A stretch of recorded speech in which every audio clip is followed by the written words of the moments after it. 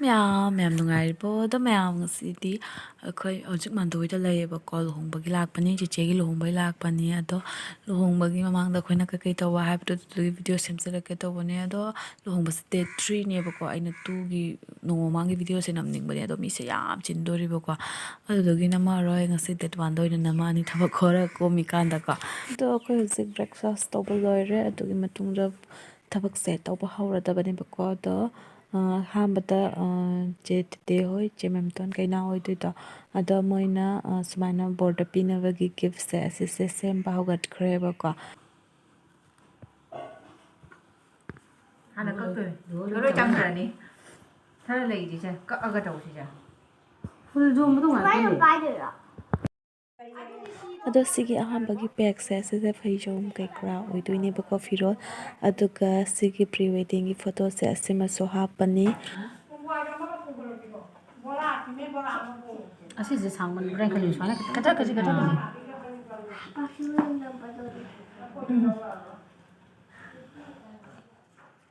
ꯁ꯭ꯋꯥꯏꯁꯦ ꯐꯤ ꯋꯥꯠꯂꯦ ꯑꯗꯨꯅ ꯄꯨꯊꯔꯤꯁꯦ ꯑꯃꯨꯛ ꯂꯩꯔꯤꯁꯦ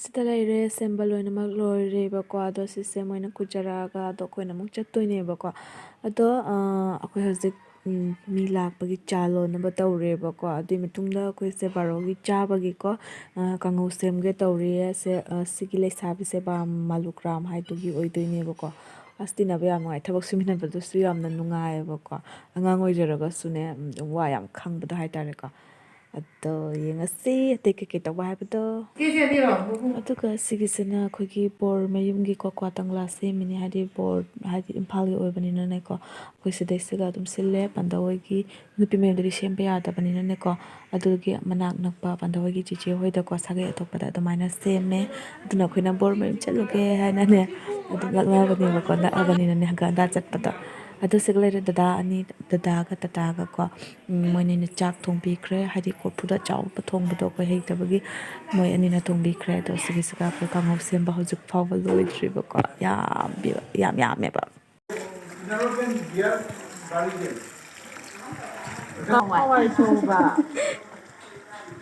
ꯑꯗꯨꯒ ꯑꯩꯗꯣ ꯉꯔꯥꯡ ꯌꯣꯡꯆꯥꯛ ꯈꯦꯠꯄ ꯀꯥꯟꯗ ꯈꯨꯠꯇꯣ ꯃꯌꯥꯝ ꯆꯨꯈ꯭ꯔꯦꯕ ꯑꯗꯨꯗꯨꯒꯤ ꯅꯝꯃꯅ ꯈꯦꯠꯄꯤꯈ꯭ꯔꯦ ꯂꯨꯂꯨꯁꯦ ꯐꯅꯦꯛ ꯁꯦꯠꯂ ꯂꯥꯛꯑꯦ ꯑꯌꯥ ꯆꯨꯅꯤꯒ ꯄꯥꯏ ꯌꯥꯝ ꯐꯖꯩꯌꯦ ꯑꯝꯇ ꯌꯦꯡꯉꯧꯅꯦ ꯋꯥꯎ ꯍꯥꯏ ꯇꯧꯔꯛꯁꯦ ꯑꯩ ꯐꯖꯕꯅ ꯐꯅꯦꯛꯀ ꯁꯦꯠꯂꯤꯁꯤꯗꯤ ꯄꯄꯥ ꯄꯨꯔꯛꯏꯔꯣ ꯐꯖꯩꯌꯦ ꯑꯣ ꯁꯤꯁꯨ ꯐꯖꯩ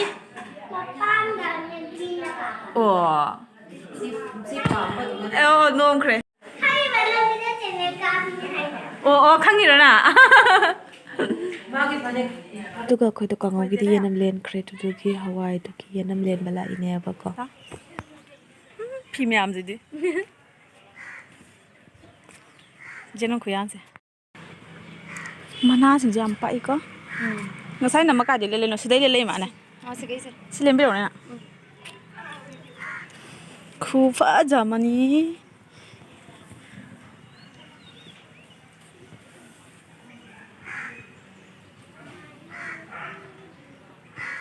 ꯀꯩꯅꯣꯒꯤ ꯀꯌꯥ ꯍꯋꯥꯏꯒꯤ ꯀꯥꯡꯍꯧꯒꯤꯗꯤ ꯂꯣꯏꯅ ꯍꯥꯞꯈ꯭ꯔꯦ ꯉꯁꯥꯏꯗꯣ ꯑꯗꯨꯗꯨꯃ ꯂꯣꯏ ꯂꯦꯜꯂ ꯌꯥꯔꯅꯤ ꯅꯠꯇ꯭ꯔꯥ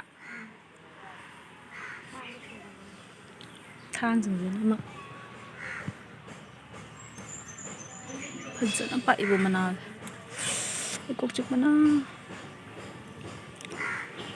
ꯕꯣꯔꯣꯏ ꯄꯥꯟꯗꯦ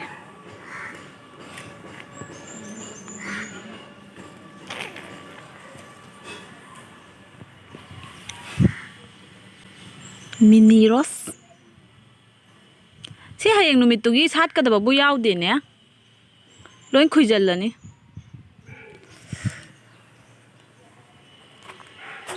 ꯁꯧꯒ꯭ꯔꯤ ꯍꯥ ꯂꯨꯗꯨ ꯂꯣꯏ ꯇꯧꯔꯣ ꯉꯁꯥꯏꯒꯤꯗꯣ ꯈꯥꯏꯕꯣꯝꯅꯦꯕ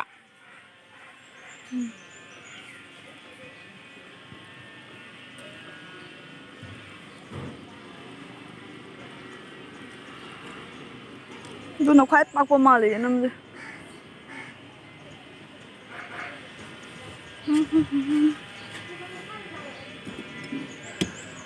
ꯌꯦꯡꯉꯣ ꯃꯣꯏꯁꯦ ꯃꯁꯥꯒꯤ ꯂꯩꯕꯒꯤ ꯂꯩꯔꯤꯅꯤꯀꯣ. ꯃꯥꯅꯤ ꯃꯥꯅꯤ.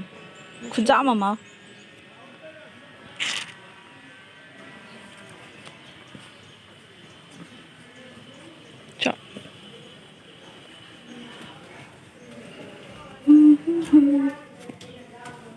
Mungkin mami ya.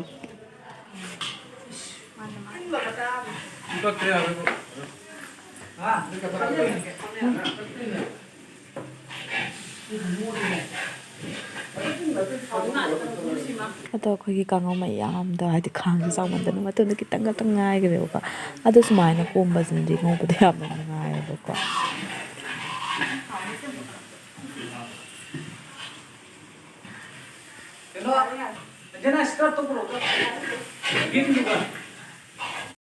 ꯑꯗꯨꯒ ꯑꯩꯗꯣ ꯀꯣꯛꯇꯣ ꯌꯥꯝ ꯆꯤꯛꯄꯒꯤꯀꯣ ꯗꯤꯅꯣꯅ ꯍꯤꯗꯥꯛ ꯂꯩꯕꯤꯔꯨꯔꯦ ꯗꯗꯥꯒꯤ ꯃꯆꯥꯅꯦꯕꯀꯣ.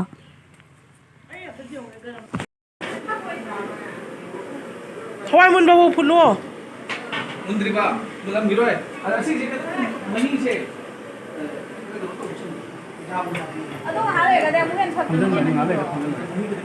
ꯑꯗꯨꯒ ꯃꯣꯏꯅ ꯁꯣꯝꯗ ꯍꯥꯏꯗꯤ ꯆꯥ ꯊꯤꯟꯕ ꯆꯠꯂꯤ ꯁꯨꯃꯥꯏꯅ ꯊꯕꯛ ꯁꯨꯕ ꯃꯌꯥꯝꯁꯤꯒꯤ ꯃꯟꯗꯣꯂꯤ ꯀꯩꯀꯥ ꯁꯦꯝꯃꯦꯕꯀꯣ. ꯁꯤꯁꯤꯒꯤ ꯃꯣꯏ ꯆꯥ ꯊꯤꯟꯕ ꯆꯠꯂꯤ.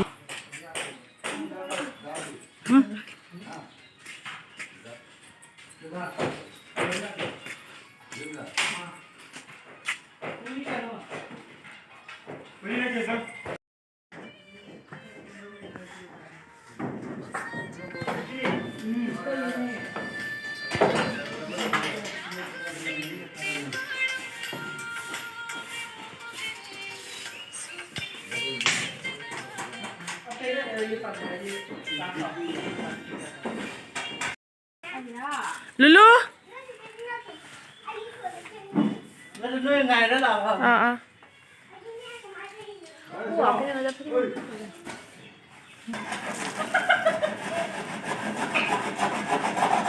Nena, ada mau cakap hau ni?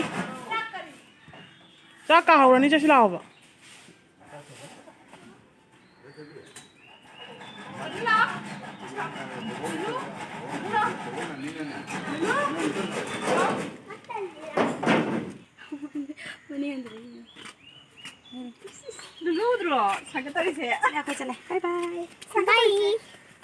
ꯑꯗꯣ ꯑꯩꯈꯣꯏ ꯆꯥꯛ ꯂꯣꯏꯁꯜꯂꯛꯑꯦ ꯑꯗꯨꯒ ꯁꯨꯃꯥꯏꯅ ꯏꯔꯣꯟꯕꯒꯤ ꯉꯥꯁꯦ ꯉꯥꯟꯕ ꯆꯟꯗꯦꯕꯀꯣ. ꯑꯗꯨꯗꯨꯒꯤ ꯁꯨꯃꯥꯏꯅ ꯉꯧꯔꯒ ꯑꯣꯏꯅ ꯇꯧꯔꯅꯤ. ꯑꯍꯥꯟꯕꯗ ꯄꯟꯗꯧ ꯍꯣꯏ ꯑꯩꯈꯣꯏ ꯃꯃꯥ ꯍꯣꯏ ꯃꯣꯏ ꯃꯌꯥꯝ ꯑꯃ ꯄꯤꯖꯔꯦ. ꯑꯗꯨꯒꯤ ꯃꯇꯨꯡꯗ ꯑꯩꯈꯣꯏ ꯆꯥꯔꯅꯤꯕꯀꯣ. Kali ya?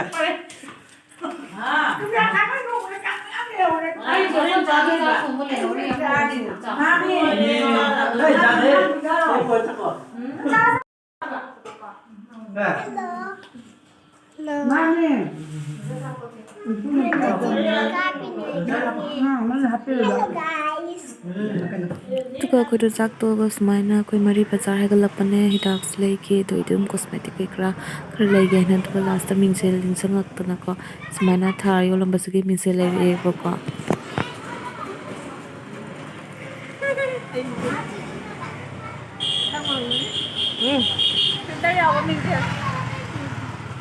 ꯑꯆꯧꯕꯗꯤ ꯃꯣꯏꯅ 125 ꯍꯥꯏꯔꯤꯕ ꯑꯩꯈꯣꯏ ꯑꯃꯅ 60 ꯍꯥꯏꯔꯤꯕ ꯑꯩꯈꯣꯏꯅ ꯑꯃꯗ ꯑꯅꯤꯗ 120 ꯂꯧꯏꯕ.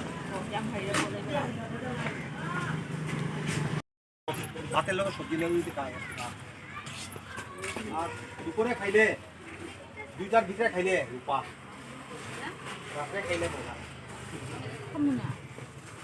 মোলা রাত্রে খাইবা আর সিজনের মোলাটা খাও লৌরো শিলংয়ের আনসিজন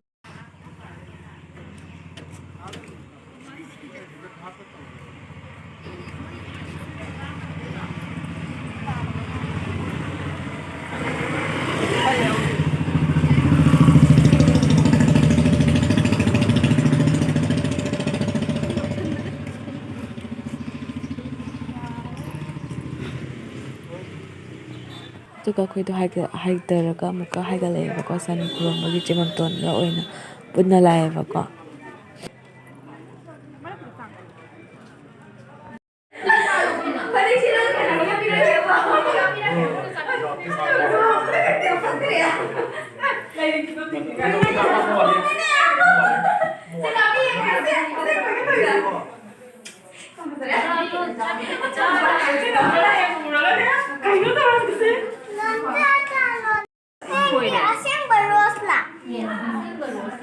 Aduh masih sama mereka kadang-kadang pun balik gitu.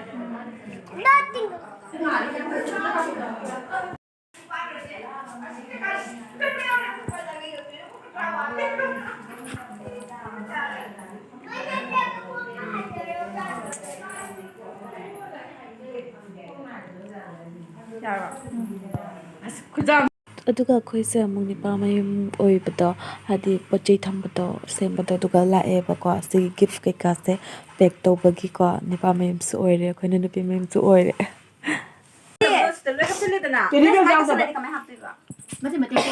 ꯁꯤ ꯃꯅꯨꯡꯗ ꯍꯥꯞꯍꯧꯔꯦꯗꯅ ꯁꯨꯃꯥꯏꯅ ꯖꯣꯕꯤꯒꯤꯗ ꯑꯗꯨꯒ ꯇꯪ ꯁꯨꯃꯥꯏꯅ ꯄꯤꯕ ꯑꯗꯨꯗꯤ ꯃꯤꯅ ꯍꯟꯕꯗꯁꯨ ꯄꯣꯠꯇꯣ ꯄꯨꯕꯗ ꯅꯨꯡꯉꯥꯏꯔꯦ ꯑꯩꯈꯣꯏꯁꯦ ꯍꯌꯦꯡ ꯇꯧꯒꯦ ꯇꯧꯕ ꯍꯌꯦꯡꯗꯣ ꯃꯤꯁꯇꯤꯁꯨ ꯁꯦꯝꯒꯅꯤꯗꯅꯀꯣ ꯄꯦꯛ ꯇꯧꯅꯤ ꯑꯗꯨꯗꯨꯒꯤ ꯉꯁꯤ ꯁꯤꯒꯤ ꯊꯕꯛꯁꯦ ꯂꯣꯏꯁꯤꯜꯂꯅꯤ ꯑꯗꯨꯗꯨꯒ ꯍꯌꯦꯡꯅ ꯑꯃꯨꯛ ꯃꯤꯁꯇꯤ ꯀꯩꯀꯥ ꯇꯧꯗꯣꯏꯅꯤ ꯑꯗꯨꯒꯤ ꯅꯪꯅꯔꯔꯣꯏꯗꯕꯀꯣ ꯅꯪꯁꯦ ꯀꯩꯁꯨ 이지 ꯑꯣꯏꯕꯅꯦ ꯅꯪꯗꯤ ꯀꯩꯅꯣꯕ ꯃꯆꯥ ꯍꯧꯗꯣꯡꯂ ꯐꯃꯨꯡꯁꯦ ꯀꯣꯛ ꯁꯤ ꯀꯂꯔ ꯂꯩꯍꯧꯗ꯭ꯔꯥ ꯍꯪꯒꯦꯅꯦ ꯑꯆꯧꯕꯗ ꯋꯥꯏ ꯁꯤ ꯌꯥꯝ ꯐꯖꯩꯌꯦ ꯋꯥꯎ ꯑꯩꯗꯤ ꯑꯊꯤꯕꯗ ꯇꯧꯋꯦ ꯀꯃꯥꯏꯅ ꯇꯧꯏꯕ ꯇꯨ ꯑꯁꯤ ꯃꯅꯨꯡꯒꯤ ꯅꯨꯄꯤ ꯃꯌꯨꯝ ꯀꯩꯗꯧ ꯂꯥꯛꯏꯅꯣ ꯅꯪ ꯅꯨꯄꯤ ꯅꯥꯎꯄꯥ ꯂꯥꯛꯑꯦ ꯅꯨꯄꯤꯒꯤ ꯃꯧꯄꯥ ꯅꯤꯄꯥ ꯃꯌꯨꯝꯗ ꯀꯩꯗꯧꯕ ꯂꯥꯛꯏꯅꯣꯅꯦ ꯍꯦ ꯀꯔꯤꯒꯤ ꯒꯤꯐ ꯌꯦꯡꯊꯣꯛꯂꯛꯏꯅꯣ ꯌꯥꯗꯦ ꯅꯤꯡꯉꯣꯟꯗꯒ ꯍꯥꯏꯗꯣꯛꯎꯅꯨꯀꯣ ꯀꯩ ꯒꯤꯐ ꯉꯥꯏꯗꯣ ꯀꯩꯅꯣ ꯊꯥꯡꯗꯨꯗꯤ ꯀꯥꯏ ꯈꯔꯦ ꯑꯗꯨ ꯁꯤꯃꯨꯛ ꯂꯥꯛꯃꯣ ꯕꯖꯥꯔ ꯐꯝꯕ ꯅꯨꯡꯉꯥꯏꯔꯦ ꯑꯍꯥ ꯅꯦꯅꯦ ꯇꯧꯔꯅꯨ ꯋꯥꯍꯟꯅꯕ ꯋꯥꯗ ꯋꯥ ꯂꯩꯔꯤꯅꯦ ꯃꯅꯤꯄꯨꯔ ꯂꯩꯁꯥꯕꯤ ꯍꯥꯏ ꯇꯧꯔꯣ ꯑꯝꯇ ꯑꯩꯈꯣꯏ ꯁꯤꯗ ꯌꯥꯝ ꯁꯥꯕꯅꯦꯕꯀꯣ ꯑꯗꯨꯒꯤ ꯃꯥꯅ ꯁꯥꯏ ꯐꯦꯟ ꯊꯥꯔꯒ ꯑꯩꯅ ꯁꯤꯗ ꯁꯥꯏ ꯍꯥꯏꯅꯨ ꯑꯁꯤꯗꯤ ꯐꯖꯗ꯭ꯔꯦ ꯑꯁꯤ ꯁꯥꯟꯅꯔꯤꯕ ꯑꯉꯥꯡꯁꯦ ꯁꯤꯅ ꯃꯑꯣꯡ ꯑꯃꯅꯤꯌꯦ ꯑꯗꯣ ꯃꯥ ꯍꯧꯖꯤꯛ ꯀꯦꯖꯤ ꯇꯝꯃꯤꯁꯦ ꯀ꯭ꯂꯥꯁ 1 ꯀꯥꯗꯣ ꯀꯦꯖꯤ 2 ꯃꯊꯛꯇ ꯊꯥꯡꯒꯠꯂꯣ ꯄꯣꯠ ꯆꯩ ꯀꯩꯅꯣ ꯈꯤꯇꯪ ꯂꯣꯝꯗꯕꯤꯔꯧꯅꯦ ꯐꯖꯅ ꯃꯣꯏꯅꯤ ꯊꯥꯡꯗꯣ ꯀꯥꯏ ꯇꯧꯔꯦ ꯊꯥꯡꯗꯣ ꯃꯊꯛ ꯀꯥꯈꯠꯂꯣ ꯅꯦꯅꯦ ꯍꯣꯏ ꯊꯥꯡꯒꯠꯄꯤꯔꯛꯀꯦ ꯕꯦꯕꯤꯁꯦ ꯑꯁ ꯆꯥꯎꯕ ꯈꯪꯍꯧꯗꯦꯕꯣ ꯈꯪꯍꯧꯗꯕ ꯆꯥꯎꯋꯦꯕ ꯁꯤ ꯃꯃꯥꯒ ꯆꯞ ꯃꯥꯟꯅꯔꯅꯤ ꯋꯥ ꯏꯆꯟꯅ ꯆꯥꯎꯋꯦꯅ ꯈꯜꯂꯣ ꯏꯆꯟ ꯅꯨꯄꯤ ꯀꯧꯋꯦ ꯏꯆꯟꯅ ꯄꯤꯁꯛ ꯄꯤꯛꯅ ꯌꯧꯒꯅꯤ ꯇꯧꯕꯅꯤ ꯃꯅꯨꯡꯗꯒꯤ ꯐꯖꯅ ꯊꯝꯃ ꯂꯥꯛꯑꯣ ꯗꯣꯟꯗ ꯅꯠꯇ꯭ꯔ ꯁꯣꯝ ꯈꯨꯅꯥꯏ ꯊꯝꯃꯣ ꯃꯄꯥꯕꯨꯗꯤ ꯃꯄꯥꯅ ꯊꯝꯃꯁꯨ ꯌꯥꯔꯦ ꯑꯗꯨꯃꯥꯏꯅ ꯑꯗꯣ ꯑꯃꯒ ꯑꯃꯒ ꯂꯣꯟꯁꯟꯅꯅꯨ ꯐꯤꯇꯥꯗꯣ ꯐꯖꯔꯣꯏ ꯂꯣꯟꯁꯟꯅꯗꯕꯤ ꯇꯧ ꯁꯨꯝ ꯉꯥꯛ ꯑꯗꯨꯃꯥꯏꯅ ꯅꯪ ꯊꯥꯡꯒꯠꯄꯤꯌꯣ ꯅꯪ ꯊꯥꯡꯒꯠꯄꯤꯌꯣ ꯄꯣꯠ ꯆꯩ ꯅꯨꯡꯁꯤꯕꯗ ꯁꯤꯒ ꯂꯩꯔꯦ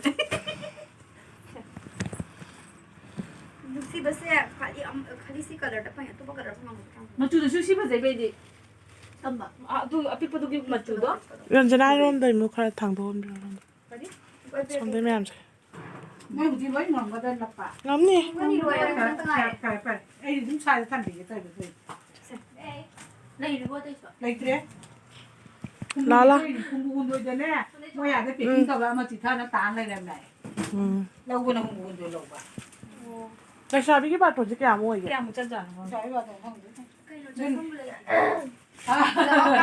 ꯁꯤ ꯂꯧꯊꯣꯛꯈꯤꯗꯧꯔꯕꯅꯤ ꯂꯩꯁꯥꯕꯤꯒꯤ ꯅꯪ ꯍꯌꯦꯡ ꯂꯨꯍꯣꯡꯕꯗꯁꯨ ꯇꯧꯗꯣꯏꯅꯦ ꯑꯗꯨꯃꯥꯏꯅ ꯅꯪꯒꯤ ꯂꯨꯍꯣꯡꯕꯗ ꯃꯊꯪꯗ ꯅꯪꯒꯤꯅꯤ ꯏꯕꯦꯝꯃ ꯅꯪꯅ ꯑꯍꯥꯟꯕ ꯈꯔ ꯑꯐꯕꯒꯤ ꯅꯪ ꯂꯨꯍꯣꯡꯕꯒ ꯑꯩꯈꯣꯏ ꯆꯥꯈꯤꯗꯣꯏꯅꯤ ꯏꯆꯟ ꯂꯨꯍꯣꯡꯕꯗꯤ ꯌꯥꯝ ꯑꯇꯥꯡꯕꯗ ꯑꯩ ꯌꯥꯔꯔꯣꯏ ꯑꯩ ꯂꯨꯍꯣꯡꯉꯣꯏ ꯅꯪ ꯆꯦꯜꯂꯁꯨ ꯅꯪ ꯂꯨꯍꯣꯡꯕꯗꯗꯤ ꯃꯣꯏ ꯆꯦꯞꯄ ꯂꯥꯛꯑꯅꯤ ꯃꯣꯏ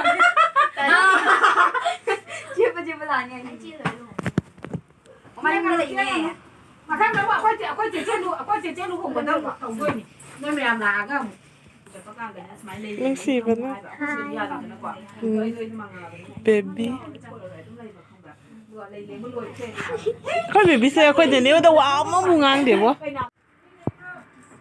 ꯂꯩ Lawyer Lani nama. Lawyer sisu. Kayaknya ini deh, nih sapi ki, kali hayang tuh deh, mi mayam lah tuh baru. Video udah selesai dah. Mau mi ada apa foto nama bro? Isa nanti saya mau lihat sapi Malaysia. Kamu makan apa mau kayak Ini mau bro? pamayumnya ina.